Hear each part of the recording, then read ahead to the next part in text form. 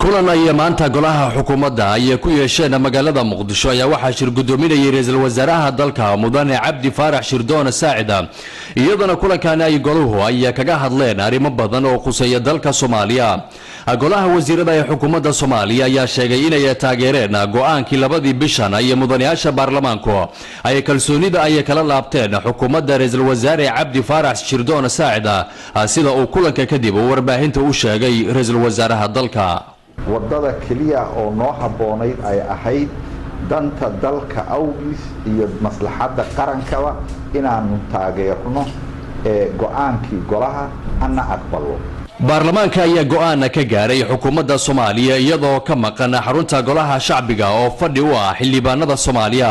Cabdi Faarax Shirdoon Saacid ra'iisul wasaaraha xukuumadda ayaa ka digay arrimahaasi oo kale iyo in baarlamaanku ay go'aan ay ka qaataan xukuumadda oo ka maqan isla markaana fursad aan loo siinin inay ka hadasho eedaha markaasi loo soo jeedinayo. waa dawladnimo waxa aanu maamuleynaa waa wax ballaaran haddii hadda kadib xukuumad laga keeno mooshin wax laga weydiinayo shaqadeeda ama kalsoonideeda lagu falanqeynayo fadlan waxaa haboon in fursad la siiyo ayadoo xukuumaddu ay maqan tahay oo waxba la ogeysiin in la iska xukumo waxaa ka sharciyad badan kana moral fiican dawladnimada iyo nidaamkana ugu wanaagsan in la dhageysto wixii laga aqbali karana laga aqbalo wixii lagu diidi karana lagu diido. ra'iisul wasaaraha dalka ayaa shacabka uga mahad celiyay sanadii ay xukuumadda ay shaqeynaysay sida ay ula shaqeeyeen wuxuuna geeska kale uu guul u rajeeyay xukuumadda cusub ee la filayo inuu dhawaan uu soo magacaabo madaxweynaha dalka Mudane Xasan Sheekh Maxamuud.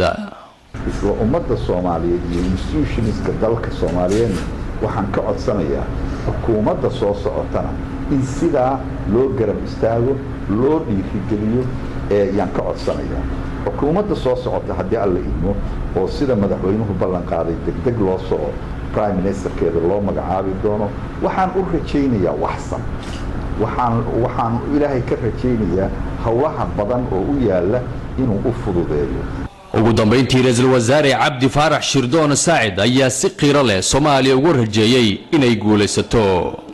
sharci dulqaad isu turid iyo Soomaalinimo waa dariiqa kaliya oo lagu gaari karo dawladnimo taam ah oo micno leh. Soomaaliya ha noolaato. waa mahadsan.